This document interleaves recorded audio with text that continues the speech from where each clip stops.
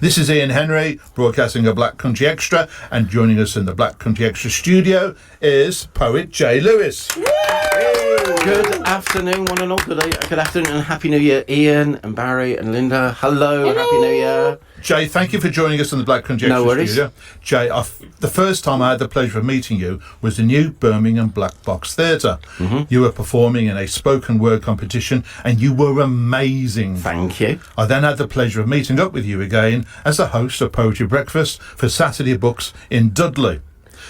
Get this is what our research elves has uncovered for us at Black Country Towers. Francis Shepherd, owner of Saturday Books, wrote this about Poetry Breakfast in Dudley, which you host. New venue, new faces, but rhythms continue to quieten the mind. I have learned to listen.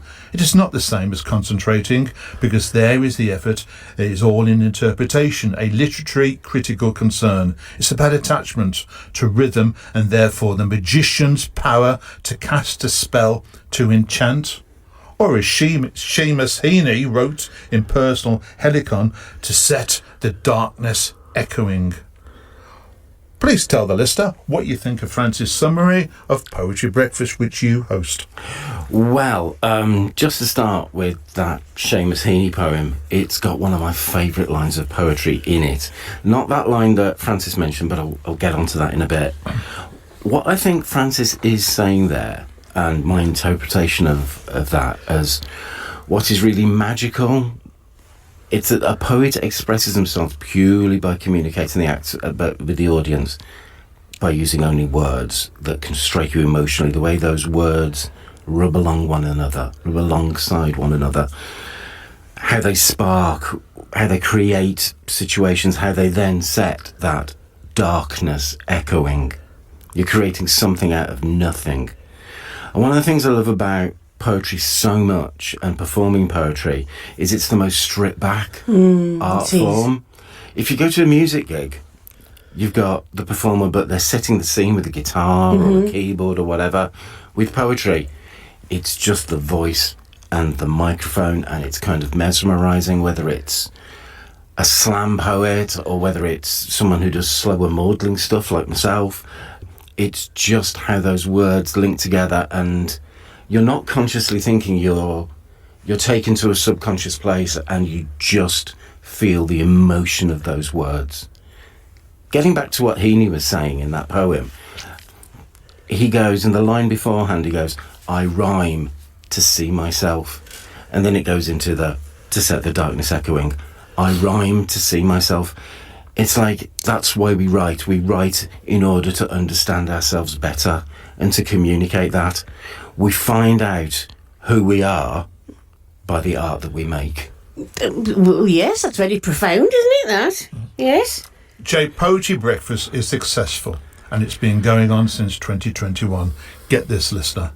40 people, minimum, turning up in Dudley on a Saturday morning at 10 o'clock for a coffee, croissant and poetry. Who'd have thought it? Who'd have thought that model would even work or be going 4 years later? Jay, why is it so successful? I think it's a combination of things. Firstly, I think that Francis has got the most extraordinary phone book. Can we say hello to Francis? We can say hello, Francis Shepherd of Saturday Books and the Poetry Breakfast. Good afternoon on a bleak midwinter January Sunday afternoon. Hello, Francis. He's been able to contact a fabulous selection of some of the best poets in the region. I first went along about 2 years ago to see Liz Berry reading from her current book. And I've also had the pleasure of seeing some amazing headliners like Steve Pottinger. Can we say hello to Steve Pottinger? Say hello to Steve Pottinger. Rob Francis, R.M. Francis, Emma Pursehouse. Wolverhampton's first poet laureate. Can we say hello to Emma Pursehouse? Let's say hello to Emma Pursehouse. Fran Lark, Al Hutchins, they're all been great. And as well as being the headliner, it's the chance, if you know who they are, that's great. If you don't, it's the chance to experience something new. And we have got so many great writers, both established and up and coming, in this region.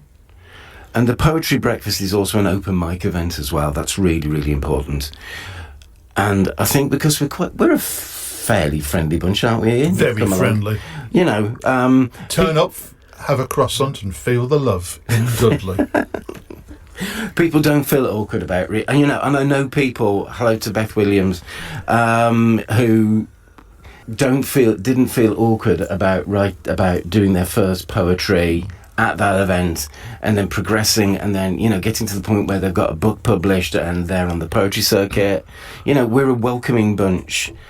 It's a Saturday morning, it's an opportunity. You know, you've either got that, a croissant, a coffee, £3, new voices, great voices, or staying in watching Saturday Kitchen. I know which I prefer. Jay, when's the next poetry breakfast? How can people take part, and who's headlining? Well, how people can take part is you just come along to the Courthouse Pub on New Street in Dudley. It's the next poetry breakfast is going to be on Saturday the 18th of January at 10 a.m. It's just £3 on the door. As I said, Courthouse Pub, New Street, Dudley. Our headliner this month is the brilliant Laura Liptrot. She's been writing both poetry and prose. She's an actor as well. She'll be reading from a selection of her poetry books. And I think, having listened to her and read her stuff, I think that Laura is an ideal choice for January. Her poetry is really life-affirming. Often it's about finding yourself and loving your place in the universe. And I think it's a perfect antidote in the run-up to the supposed Blue Monday. Hello, Laura Liptrot. Jay, Hello, Laura Liptrot, yes. Can we have your first poem, The Kingfisher? Right, okay. Let me just find this for you. And we have a little bit of a musical interlude while Jay's getting ready on his little thing. Go on. See, people used to have books. He's got a little gadget there. I'm just for gadgets. Okay, this is The Kingfisher. Right. It happened here, where the river sneaks near the spillage of the new estates, where the hunted made their home. Water coursed around worn-out tyres. Upturned shopping trolleys rose like church spires, rubbish strewn like confetti on the bank. No one saw the altercation, the boy's head submerged, his baptism in a fetid stream, his gulping down of filth, his arms epileptic. They weren't even looking when the body was seen, assuming it was fly-tipping a giant rag doll dumped in the reeds. Residents recoiled from taped barriers and tents. No mourning for the awkward teen, no prayer said, no laments. And then when questioned, a professional 40-something man spoke only of some devilry that had somehow got out of hand. Horror became hearsay, solace sought in indignation. He brought it on himself, they said, his willing assignation. It's tranquil here now. Urban regeneration and nature conservation have helped singe the memory away. Twitchers stoop with cameras. Hunched at the river's edge, a kingfisher swoops to catch its prey. An artist works on a sketch. On well-maintained new pathways, two lovers have room to roam, and in the setting of the spring sunshine they embrace, and then make their way back home. Ooh, well done. Thank you, thank you. Let's have a song chosen by you, Jay, Subterranean Homesick Blues by Bob Dylan. Yo. That was Subterranean Homesick Blues by Bob Dylan from the album Bringing It All Back Home. And this is Ian Henery broadcasting a Black Country Extra. This is the show that says, let's have as the 2025 mindset. Let go of what's gone. Be grateful for what remains. Look forward to what's coming. And joining us in the Black Country Extra studio is poet Jay Lewis. Thank you all. Jay, how did you get involved with Poetry Breakfast at Saturday Books in Dudley? I only had a few fully completed poems when I went along to that first Poetry Breakfast to read. I read The Kingfisher, the one that I've just done. And after I read it, I sat down and didn't think about it anymore. And as I left, Francis stopped me, said how much he liked it, asked me if I'd like to headline one of the next shows. And I was stunned. And it was the best push forward I've ever had in my writing. It spurred me on to complete all of the half-written things that I have on those devices that, you know, you saw earlier. And, it gave me the courage to move forward and to complete the things and to know that I was going on the right track. I've read almost all of the Poetry Breakfast since then, and sometime last summer I was asked to compare one of the breakfasts, and it was a joy to do. And they haven't been able to get rid of me since. I really enjoy being the MC. It's really good to contrast the cheeriness of introducing different acts with the more reflective poetry that I do. So, it's good to kind of be jovial and then switch to my darker words. Well, you're very good at it. Thank you very much. Thank you. You are the compare beyond compare, if you don't mind. Thank you. You're excellent. Can you tell the listener what you've been doing between Birmingham Black Box, where I saw you perform last spring, and Poetry Breakfast? Well, in the gap, I write as much as I can. I always think it's important to write whenever you can, and you write and write and write and write, and then you edit it down. So there are other events run by in Wolverhampton by Steve Pottinger and Emma Pursehouse and Dave Pitt. They do a thing called Pasta, which is at the Wolverhampton Arena. If you follow them, we'll do a link. If you follow them on Facebook, Pasta, which is a monthly event, and there's also another online event that they do, which I've also read at.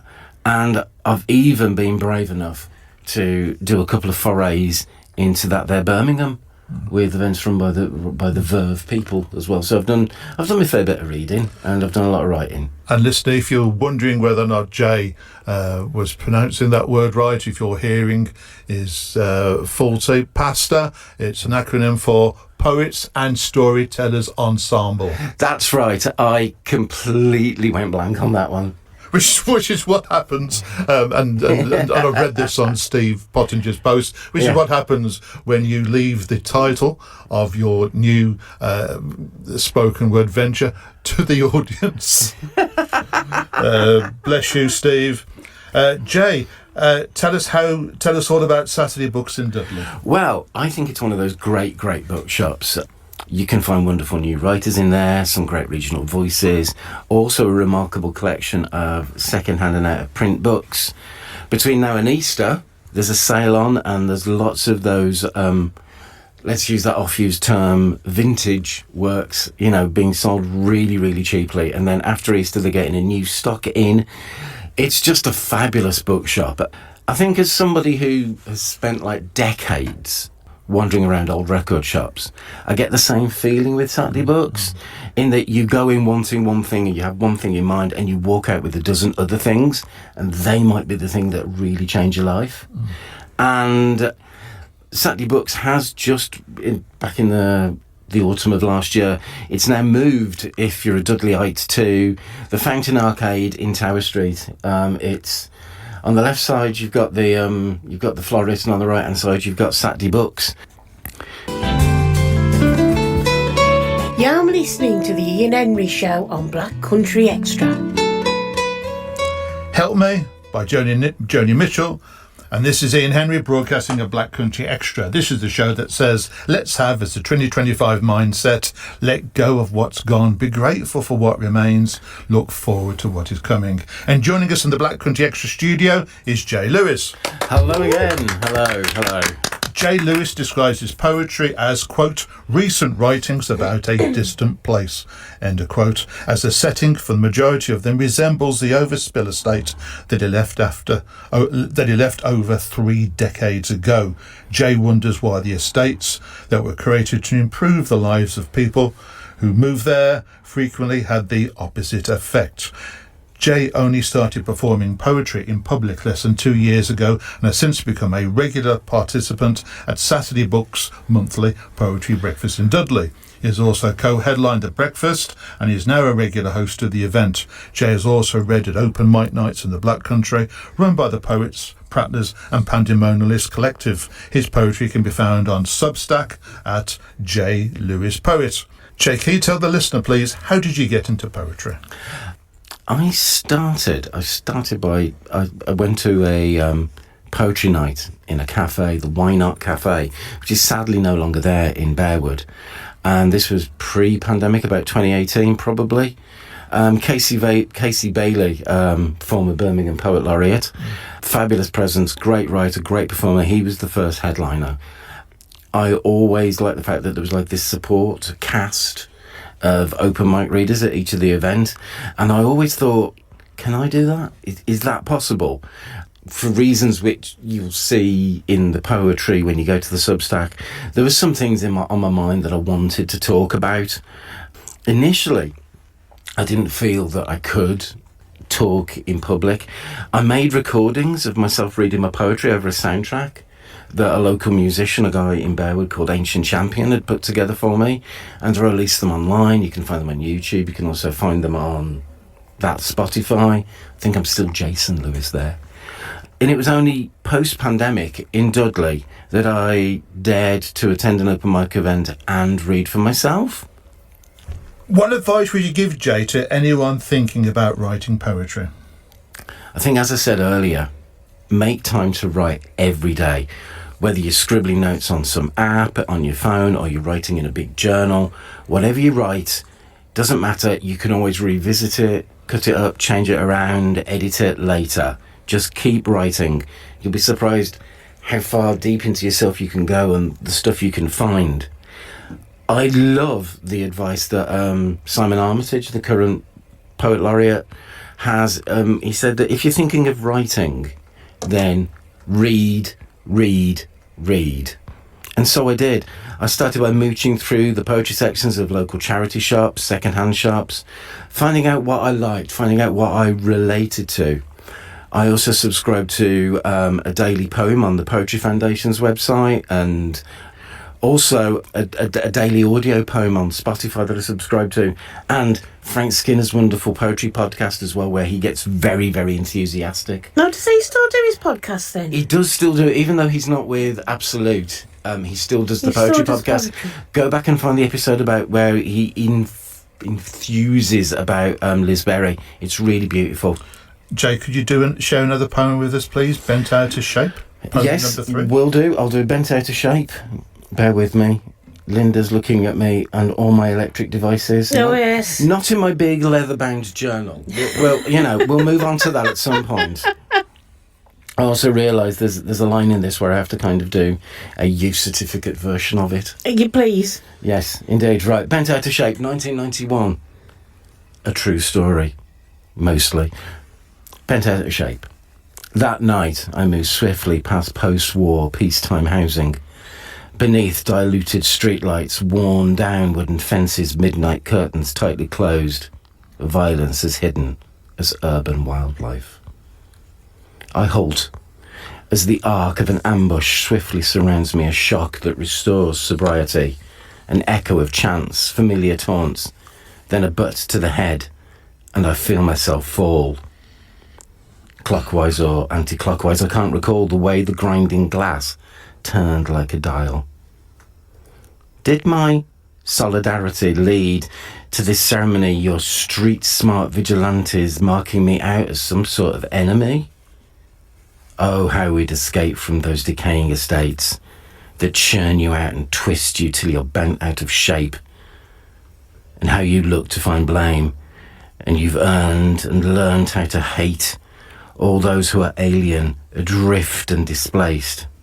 And now I study the scars I was left with by you, my terror tattooed from your streetlight debut, a rounded mark, a coffee stain, deep lines on a map of a mountain range.